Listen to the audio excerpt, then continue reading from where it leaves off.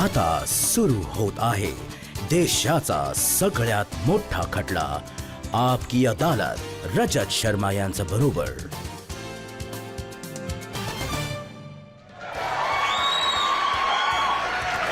नमस्कार. थँक्यू. चला तर मग सुरू करूया आपकी अदालतमध्ये आजचा खटला. आपकी अदालतमध्ये आज माझे अतिथी आहेत एक असे तरुण नेता ज्यांनी कमी वयात मोठमोठाले टप्पे गाठले, मोठमोठ्या जबाबदाऱ्या सांभाळल्या. काँग्रेस पार्टीचे मोठे नेता आहेत, पण आपलं म्हणणं स्पष्टपणे मांडतात, हिमतीने मांडतात. खूप सारे विवाद, खूप साऱ्या कॉन्ट्रोवर्सीज त्यांना घेऊन असे येतच असतात. प्लीज वेलकम काँग्रेसचे महासचिव सचिन पायलट.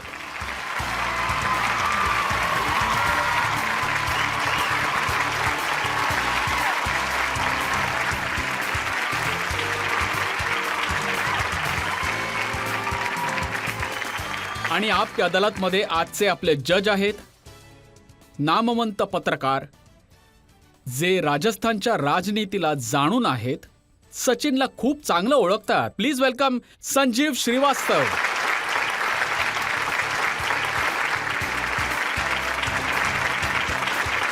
आजचे जज संजीव श्रीवास्तव यांची परवानगी घेऊन आजची कारवाई सुरू करायला.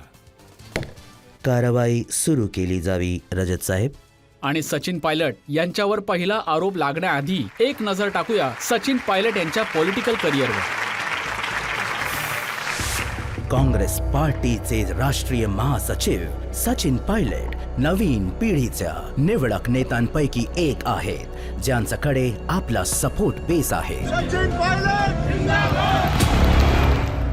सचिन पायलटने राजस्थानमध्ये प्रदेश काँग्रेसचे अध्यक्ष म्हणून 7 वर्ष काम केलं आणि राजस्थानमध्ये आपल्या पार्टीचे लॉंगेस्ट सर्व्हिंग स्टेट प्रेसिडेंट राहिले.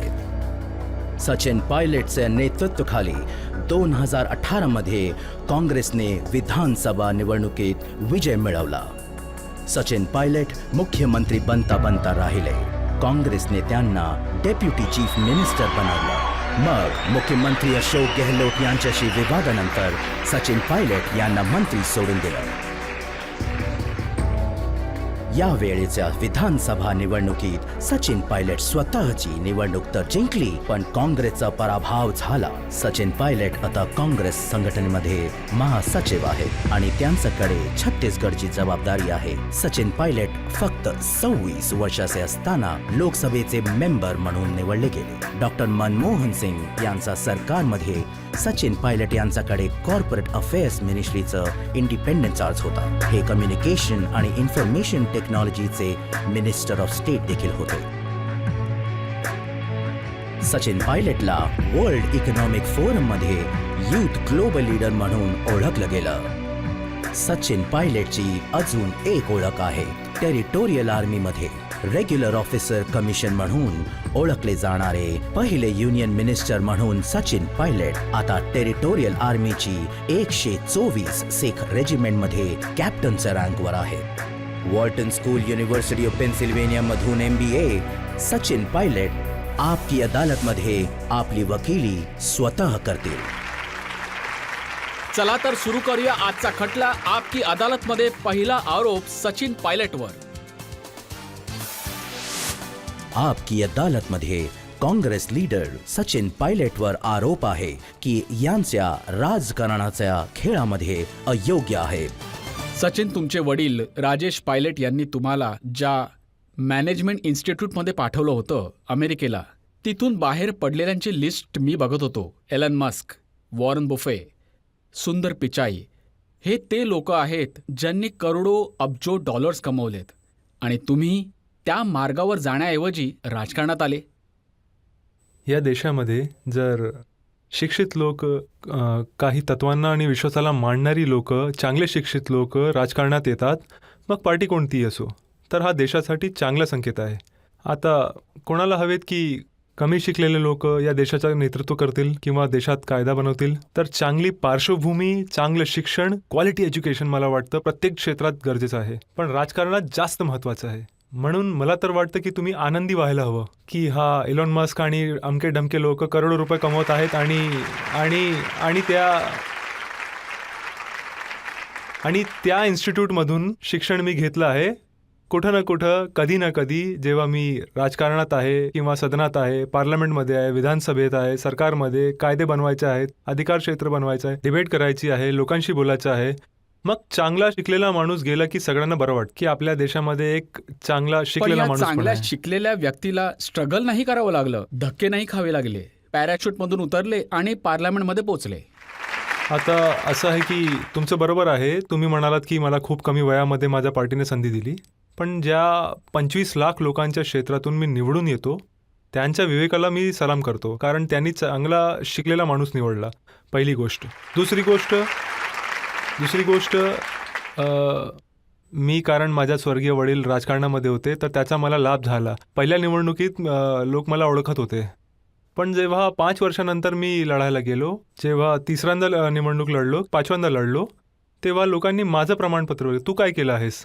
तू कोणाचा मुलगा, भाचा, भाऊ, नातू असाल हा वेगळा भाग आहे, पण तू स्वतः काय केलं आहेस? हा जो दुसरी किंवा तिसरी किंवा चौथी निवडणूक लढतो आणि जिंकतो, तेव्हा तो त्याच्या बळावर जिंकतो. मला नाही वाटत की नात्यामुळे 3-4 वेळा जिंकू शकाल.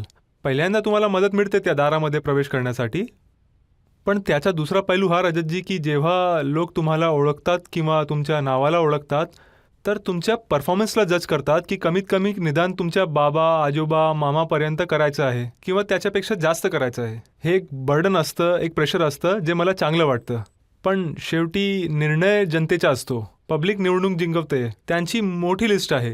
जे लोक राजकारणी घराण्यातून येतात त्यांचं फार काही नाही घडू शकत, कारण पब्लिक जज आहे, पब्लिकचा वोट पडतो, ते त्यांच्या इच्छेने देतात, त्याचा आदर केला पाहिजे. पहिल्यांदा जेव्हा तुम्हाला भाषण द्यावं लागलं तेव्हा मी ऐकलं की तुमचे हातपाय सुजले होते. तेव्हा तर सुजलेच होते, पण आपल्या अदालतमध्ये बसून जास्त वाटतं, माहीत नाही काय विचारतील. नाही, पण जे पहिलं भाषण मी दिलं होतं, तो बाय चान्स मला द्यावं लागलं. माझी आई निवडणूक लढत होती.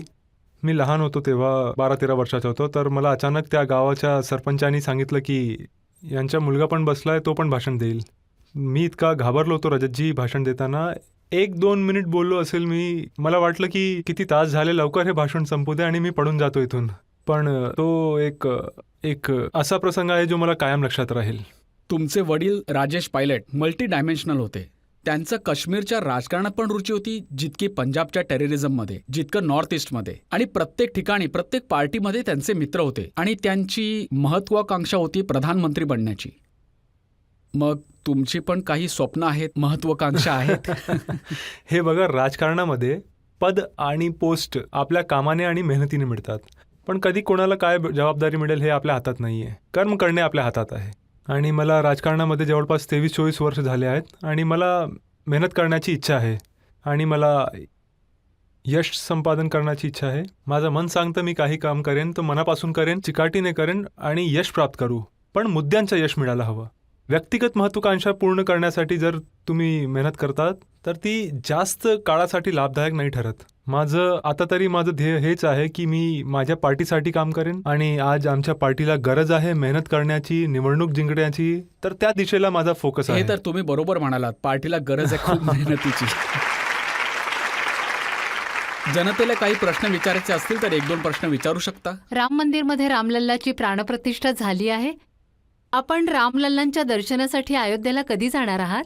जेव्हा माझं मन सांगेल तेव्हा मी जाईन आणि भरपूर वेळ जाईल. पण मला नाही वाटत की त्या मंदिरासाठी आपल्याला कोण आमंत्रण देत आहे, कोण नाही देत आहे, आणि कधी जायचं किंवा नाही जायचं हे दुसरं कोणी मला सांगू शकत. कारण माझा धर्म, माझी पूजा, माझा पाठ, माझी आस्था हा माझा व्यक्तिगत विषय आहे. मी कोणत्या मंदिरात कधी जाईल हा निर्णय माझा आहे. निरोप आला की मी नक्की जाईन. आणि मला वाटतं की हे विचार अजून व्यापक बनायला हवं, कारण रामाशिवाय सृष्टीची कल्पना नाही होत आणि राम कोणत्या एकाच मंदिरात असेल, एकाच क्षेत्रात असतील असं नाही आहे. राम सगळ्यांचे आहेत आणि आपण रामाचे आहोत. यामध्ये विवाद होण्याचा काही संबंध नाही आहे. पण सचिन, आपल्या जीवनात तर सुरुवातच राम पासून होते. मला लक्षात आहे की राजेश पायलट ज्यांना ज्यांना भेटायचे सगळ्यांना राम म्हणायचे. आम्ही पण म्हणतो. आता जेव्हा भेटीगाठी होतात राजस्थानमध्ये, गावामध्ये कोणाला जाऊन भेटा, तर रामरामचा एक असं अभिवादन आहे की प्रत्येक व्यक्ती प्रत्येक जातीच्या धर्माचा माणूस बोलतोच. मी नेहमी म्हणत असतो, आमचे काही साथी आहेत जे नेहमी म्हणतात हे काँग्रेसची लोक याला कमी किंवा जास्त मानतात. मी म्हटलं सगळ्यात जास्त रामराम तर मी करतो, सकाळ संध्याकाळ 1000 वेळा करतो. तर देवाचं नाव घेणं तर चांगलंच आहे आणि जेवढं नामस्मरण कराल तेवढं चांगलं असेल. तर मग सोनिया गांधींनी, मल्लिकार्जुन खरगेंनी जे पार्टीचे प्रेसिडेंट आहेत, यांना निमंत्रण मिळालं होतं ते का नाही स्वीकारलं? बरेच असे लोक आहेत ज्यांना निमंत्रण तर दिलं गेलं, पण प्रश्न आहे की निमंत्रण कोण देत आहे आणि का देत आहे. कारण ही काही ऑल पार्टी मीटिंग तर नाहीये, ही न्यायपालिकेच्या माध्यमातून सगळ्यांचे संतोषजनक विचार ऐकल्यानंतर एक निर्णय घेतला ज्याचं सगळ्यांनी स्वागत केलं आणि प्रत्येकाने आनंद मनाने ही प्रसन्नता व्यक्त केली की एका भव्य मंदिराचं निर्माण झालं. पण त्यामध्ये कोण कुठं कधी जाईल हे 1 किंवा 2 लोकांनी निर्णय घेणं योग्य नाहीये. आता शंकराचार्य त्या मंदिराच्या निर्माणासाठी नाही जात आहेत, त्यांची कारणं वेगळी आहे. पण आमचं दल, आमची पार्टी, कोणतीही व्यक्ती असू देत, ज्या मंदिरात जेव्हा जायचं आहे, भजन कीर्तन करायचं आहे, कोणत्या व्रत करायचं आहे, जे करायचं आहे ते व्यक्तिगत निर्णय असतो. आणि याचा जर वापर आपण केलं, राजकारणी दृष्टिकोनातून पाहिलं, त्याला मी कुठे ना कुठे चुकीचं मानतो. म्हणून मी म्हणालो मला जेव्हा इच्छा होईल तेव्हा मी जाईल आणि आमंत्रण देणारा तर वर बसला आहे आणि रामलला बोलवतील तेव्हा जाऊ. ना कोणी तिकडे जाण्यास सक्ती करतंय ना कोणी थांबू शकतंय. पण ज्या पद्धतीने याचं व्यवस्थापन केलं गेलं, फक्त आणि फक्त राजकारणाच्या दृष्टिकोनाने केलं गेलं.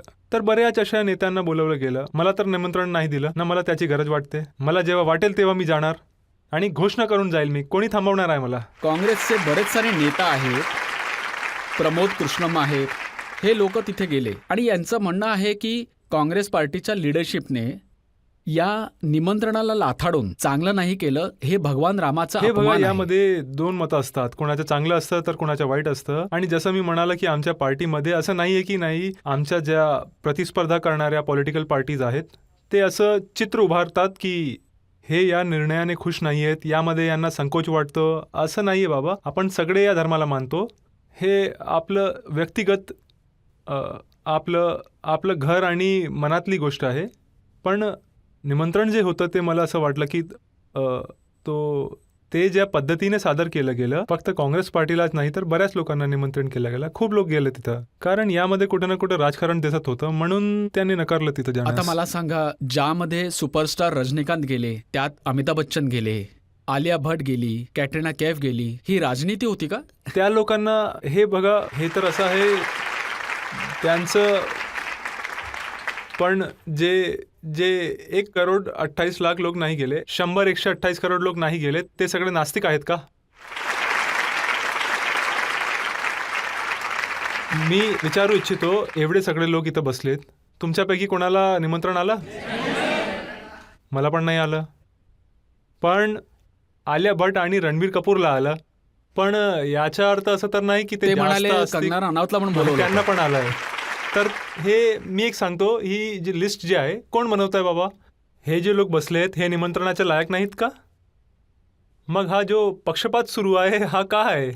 अरे एक तर तुम्ही इंडस्ट्रियलिस्ट असा किंवा ऍक्टर असा किंवा प्रसिद्ध व्यक्ती असाल तेव्हाच तुम्ही रामभक्त असू नाही, शकता. फक्त यामध्ये 2 गोष्टी काय? आहेत सचिन, ज्यामध्ये 4000 साधू संतांना आणि दुसरं त्यांना ज्यांनी वेगवेगळ्या क्षेत्रामध्ये त्यांचं नाव कमवलंय. कारण प्राणप्रतिष्ठेचा कार्यक्रम होता, त्यानंतर तर तुम्ही बघताय आजचे रिपोर्ट्स आलेले आहेत, रोज 2 लाख 3 लाख लोक जात आहेत. रजतजी, फक्त त्याच मंदिरात नाही, हजारो मंदिर आहेत. वैष्णोदेवी आहे, तिरुपती आहे, लाखो लोक जातात. पण तिकडे निमंत्रण कोण देत आहे? जेव्हा इच्छा होईल तेव्हा जा. इतके लोक बसलेत, मी बसलो आहे, आम्हाला निमंत्रण नाही आलं, तुम्हाला नक्कीच आलं असेल म्हणून तुम्ही बोलताय. तर हे माझं एवढं म्हणणं आहे की हे जे बसून टिकमार्क करताय ना, हो नाही, याला मी चुकीचं समजतो. बरं, हे सांगा की राहुलजी जातील की नाही? का नाही जाणार? नक्की जाणार. जेव्हा त्यांची इच्छा होईल तेव्हा जातील. कोण थांबवतंय? पण हे दाखवून जाणं, कॅमेरावाल्यांना आधी फोन करणार हे जे आहे हे जरा जास्त होतंय असं मला हे वाटतंय. बघा, असं नाहीये की न दाखवता जातात.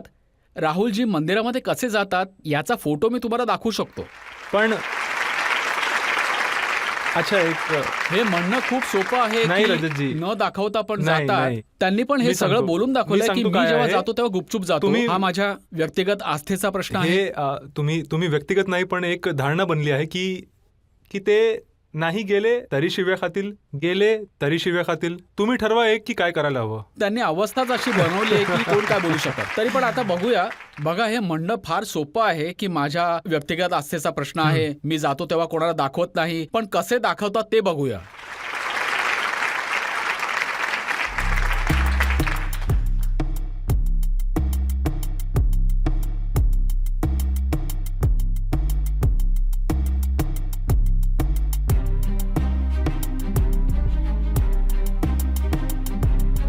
असं नाहीये की ते दाखवत नाहीयेत, मग हे दाखवतात. फोटोज तुम्हाला चुकीचे वाटतात का? खूप चांगले फोटोज आहेत. तर तेच तर मी म्हणतोय की चांगली गोष्ट आहे ही. तर वाईट काय आहे याच्यात? जिथपर्यंत राजकारणाचा प्रश्न आहे, गांधीजी तर देशाचे खूप मोठे महात्मा होते, नेता होते. त्यांचा प्रत्येक समारंभ रघुपती राघव राजारामने सुरू व्हायचा. ते रामराम म्हणायचे. त्यांचे तर अंतिम शब्द देखील हेराम होते. महात्मा गांधीबद्दल तुम्ही बोललात, तुम्ही अगदी योग्य म्हणालात. त्यांच्या प्रत्येक कार्यक्रमाच्या सुरुवातील रघुपती राघव राजाराम म्हणायचे.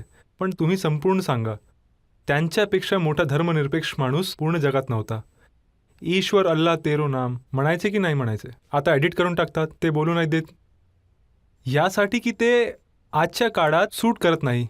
पण हा देश सगळ्यांचा आहे, या लोकांना वाटलं पाहिजे. कोणतंच धर्म, कोणती जात, कोणतंच बंधुत्व. आणि तसंही या देशामध्ये इतक्या दर्या बनल्या आहेत, गरीब श्रीमंताची, गावाची, शहराची. तर मला असं वाटतं की आपण सगळे, तुमच्यासारख्या प्रसिद्ध पत्रकारांनी ही खिल्ली उडवली पाहिजे की 130 कोटीच्या या देशाला एकत्रित जोडून कसं ठेवायचं. आपल्याला विभाजित करणारे, आपल्यातच या देशामध्ये जात, धर्म, भाषा, गोत्र, राहणीमान, खाणंपिणं इतके आपल्यात विविधता आहेत. आपण असेही विभाजित आहोत आणि त्यातही तुम्ही आगी तेल ओतलं तर अजून आग पसरेल. आमची तर इच्छा आहे की जोडणारे नेता हवे, जोडणारे पत्रकार हवे, असे लोक हवे जे लोकांना एकत्र घेऊन चालतील. आणि या देशाची सगळ्यात मोठी ताकद ही आहे की आपल्याकडे इतक्या वेगवेगळ्या भाषा आहेत, इतके वेगवेगळे विचार आहेत, पण तरीही आपण सगळे भारतीय आहोत. आपण सगळे या देशाला आपला मानतो. आणि जर एका व्यक्तीला जरी वाटतं की आपण वेगळे होतोय किंवा आपल्याबरोबर पक्षपात होत आहे, भेदभाव होत आहे, अत्याचार होत आहे, तर ही आपली सामूहिक जबाबदारी आहे. एका दलाची, एका पार्टीची, एका नेत्याची नाहीये. याला जेव्हा आपण मिळून कॉन्ट्रीब्यूट करू तेव्हाच या देशाला निर्माण करू शकतो जो जगात नंबर 1 ला असेल. असं नाही होऊ शकत की एक सेक्शन सांगायचं तुम्ही मागे व्हा, तुम्ही पुढे जा. हा इतका मोठा देश आहे रजतजी, इथे किती पार्टी झाल्या आहेत, निघून जातील, सरकार बनलेत, बिघडून जातील, पण ही धरती, हा देश, या देशाची जनता सगळ्यात सर्वप्रिय आहे. या गोष्टीला आपण लक्षात ठेवायला सचिन, हवं. तुमच्या पार्टीमध्ये जे लोक आहेत ते अशा गोष्टींचा स्वीकार नाही करत. अशोक गेहलोतने सगळ्यात आधी तक्रार केली की राजस्थानहून आम्ही दगड पाठवला होता, आमच्या सरकारने मंदिरात एवढं योगदान दिलं आहे, मग आम्हाला महत्त्व का नाही दिलं? आता मी म्हणालो ना, कदाचित निमंत्रण मिळालं नाही म्हणून ते यावर बोलू शकतात. पण ही गोष्ट खरी आहे. त्या मंदिरामध्ये राजस्थानच्या धवलपूरचे दगड गेले आहेत, ते खरं आहे. यामध्ये चुकीचं काय म्हणाले ना? त्यांनी काही खोटं सांगितलं? जर कोणी दान दक्षिणा केली आहे आणि राम मंदिर निर्माणात ज्या लोकांनी आपलं पैसे दिले, वर्गणी दिली किंवा आपलं योगदान दिलं आहे, ते सगळं रेकॉर्डमध्ये आहे. यामध्ये काही चुकीचं नाही. अजून एक नेता आहेत, आचार्य प्रमोद कृष्णम. त्यांनी असं म्हटलंय की आमच्या पार्टीच्या नेत्यांवर ती विक्रम आणि वेताळची गोष्ट लागू होतीये. जसं विक्रमच्या डोक्यावर वेताळ चढून बसायचा, कधी वेताळ चढला आहे जो थांबवतोय रामभक्तीपासून? अरे बघा, पार्टीमध्ये एवढे सारे नेता आहेत, कोणी काय वक्तव्य केलं प्रत्येकासाठी मी उत्तर नाही देऊ शकत. मी इतकंच मानतो की आपण सगळे लोक या चांगल्या संधीच्या वेळी हे जे काम झालं आहे, मी पुन्हा सांगू इच्छितो, हे कुठल्या पॉलिटिकल पार्टीच्या विचाराने नाही झालंय, हे देशाच्या सर्वोच्च न्यायालयाच्या निर्णयाने झालंय. सगळे एकत्र आहेत आणि जे पक्ष नेहमी भांडायचे, जो विवाद झाला कोर्टामध्ये, इतकी वर्ष केस चालली, संतोषजनक पद्धतीने त्याचा निर्णय लागला, सगळ्यांच्या संमतीने आणि कुशलतेने हे काम संपन्न झालं. सगळ्यांनी भागीदार व्हावं. त्यात जर कोणी व्होट जमवायचा प्रयत्न करत असतील तर मग आपलं लक्ष म्हणजे हटत तुम्हाला आहे. असं वाटतं की याने बीजेपीला वोट मिळतील? वोट मिळण्याची गोष्ट नाहीये, पण वोट घेण्याचा प्रयत्न तर आहे ना. ते मिळो न मिळो जनता सांगेल ना, पण प्रयत्न तर आहेच ना. दिग्विजय म्हणतात की हे मंदिर विधी विधानाने नाही बनलं, हे मंदिर अर्धवट बनलं आहे, या मंदिरात कोणी जात नाहीये, हे मंदिर बरोबर नाहीये, त्यांना तर कोणीच काही म्हणत नाहीये. तुम्ही हे कधी बघा. त्यांनाही समजावा. आमच्या पार्टीमध्ये असं आहे की बोलण्याची सूट आहे. त्याचा कधी कधी लोक जास्त सदुपयोग करतात.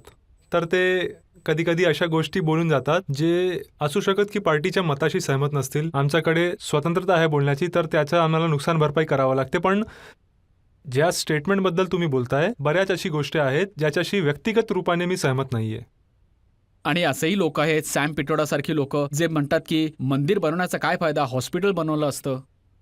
मी म्हणालो ना, इतका मोठा देश आहे, इतकी सारी मतं आहेत, पण आमच्या पार्टीचा जो, आता मी काँग्रेस पार्टीचा महासचिव आहे, मी तुम्हाला तो सांगतोय जो आमच्या पार्टीचा विचार, पार्टीचा ऑफिशियल स्टँड आहे. बाकी तर आपल्याकडे करोडो पार्टीचे नेता आहेत, वर्कर आहेत, काय बोलू शकत. प्रत्येक माणसाला बोलण्याचं स्वातंत्र्य आहे. जो पार्टीचा स्टँड आहे तो मी तुम्हाला सांगितलं. मग आता इतक्या स्वतंत्र असणाऱ्या पार्टीला अडचण तर होतच असेल, सगळे आपापले मतं सांगतात. अडचण नाहीये, पण हे बघा, काँग्रेस पार्टी एक मुवमेंट होती. तुम्ही सगळे तरुण मंडळी ओळखतात की स्वातंत्र्यापूर्वी, स्वातंत्र्यानंतर खूप वर्षे, दशके काँग्रेस पार्टीने स्वतःला एव्हॉल्व्ह केलं आहे. गरिबी हटाव पासून राजीवजींचं सरकार आलं, मनमोहन सिंगाचं सरकार आलं, मग नरसिंह राव, स्वतःलाच बदलला आहे आम्ही आमच्यामध्ये काळानुसार. पण या ज्या बोलायच्या गोष्टी आहेत, ही गोष्ट मी मानतो की काँग्रेसमध्ये कधी कधी अशा गोष्टी नेत्यांकडून बोलल्या जातात आणि ते काही बोलून गप्प जरी बसले तर असे मीडियामध्ये असे हे सुरू आहे की त्यांना उधळून त्यावर मजा घेतली जाते. आणि भाजपाची एखादी व्यक्ती चुकीचं काही बोलली, हिम्मत की कोणी काही बोलेल त्याला. नाही नाही नाही नाही. मोठ्यातल्या मोठा काही चूक करू देत, मोठ्यातल्या वक्तव्य करू देत, तर ती अशी गायब होते जणू काही कधी बोललीच गेली नव्हती. ठीक आहे, आता ही सगळी मी वेळेची गंमत तुमचा आहे. हा गैरसमज दूर करू इच्छितो. हे मनातून काढून टाका की मीडियामध्ये काँग्रेसला नाही दाखवलं जात आणि मीडिया कोणाच्या भीतीने कोणाला नाही दाखवत, असं नाहीये. Anyway, ही गोष्ट तर चालतच मी ही राहील. गोष्ट यासाठी बोलतोय की मला माहिती आहे, मी इथे बोललो तर दाखवतील तरी, बाकी इतर ठिकाणी बोललो तर दाखवणार पण नाही. इथे निदान दाखवतील तरी मी काय बोललो हे बघा, म्हणून म्हणालो. काँग्रेसच्या गोष्टी दाखवायच्या आहेत. याचा सगळ्यात मोठा पुरावा आहे की सचिन पायलट इथे बसले आहेत. काँग्रेस पार्टीकडून बोलू इच्छितो. काँग्रेस पार्टीमध्ये बरेच अपयश आहेत की त्यांना बाबरी मस्जिदची कुलूप पकडलं क्रेडिट मिळवण्यासाठी, पण क्रेडिटात बीजेपी घेऊन जात आहे, असं काय आहे? याचा खूप मोठा इतिहास आहे. त्यानंतर भरपूर काही झालं, कोर्टाचे निर्णय आले. आता गोष्ट जिथे क्रेडिट घेण्याची आहे ती सगळ्यांनाच सूट आहे. पण मला वाटतं आज आपण या गोष्टींना मागे सोडून, विवादांना, हिंदू मुस्लिमांना, मंदिर मशिदीच्या मुद्द्याला सोडून, आता कोर्टचा जे निर्णय आला आहे, एक भव्य मंदिर बनलं आहे, सगळ्यांच्या आस्था जोडलेल्या आहेत, एका चांगल्या हेतूने याला स्वीकार करून पुढे जायला हवं. जुन्या गोष्टींना विसरून, कोणी काय केलं काय नाही केलं यांना फायदा नाही होणार आहे. गोष्टींना विसरून पुढे नाही तर चालायला यासाठी म्हणत आहेत सचिन की काँग्रेसचे मोठे मोठे नेता, ज्यामध्ये कमलनाथ सारखे लोक आहेत, दिग्विजय सिंग सारखे लोक आहेत, जे सारखं हे म्हणतात की कुलूप तर आम्ही उघडलं होतं, शिलान्यास तर काँग्रेसच्या वेळी झाला होता. त्यांचं म्हणणं बरोबर आहे, क्रेडिट बीजेपी घेऊन गेली. नाही बघा, बऱ्याच गोष्टीमध्ये सोडून गेल्या. त्याच्या आधी काय घटनाक्रम झाला मला त्याच्यात जायचं नाहीये. पण मी समजतो कोणत्याही व्यक्तीला आता या गोष्टीच्या पुढे पाहावं लागेल की हा देश आणि समाज कुठं चाललाय, कोणी काय केलं नाही केलं, तर त्या वादामध्ये अडकलो तर आपण मागेच राहू, पुढे बघायला हवं.